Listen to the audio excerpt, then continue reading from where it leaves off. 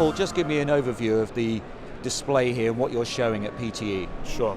So we've got the bag drop facilities behind us here, which is the latest acquisition from Pulse. We've got our airport operations suite of systems where we provide your AODB, your resource management system and your flight information display systems. We've also got our latest technology release, which we announced here at PTE, which is our CMUSE, which is our cloud CUPS product, our common use passenger product, to allow airlines to check in on any access platform. And we redeveloped that product from scratch. It wasn't putting that product in the cloud as it stood. We took 2 years and we completely redesigned the product with the latest technologies, and we're really excited to demonstrate that here today. And our launch customer for that one is going to be Ottawa in Canada. What would you say the passenger is looking for in these kind of self-bag drop, these operating systems where they're in control? The big thing really is ease of use and the ability to go through the process easily and fluidly along the whole process. So one of the big things, we've got a unique bag tag there which we designed with a company that you see the traditional check-in agents, they have to peel the bag tags away. We just take the bag tag, you stick the two sides together and off you go, and that really made a difference when we designed that tag to the passenger experience and being able to do it.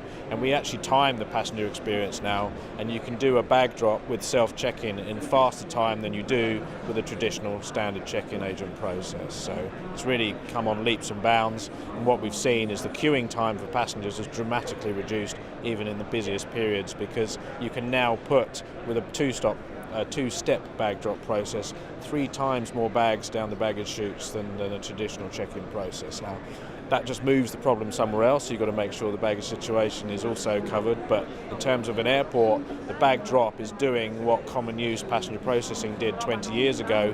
You're getting more from your terminal and assets without having to build more space. So you run out of check-in desk space, you can put bag drop areas in there and increase the through flow of those check-in areas by up to 3 times.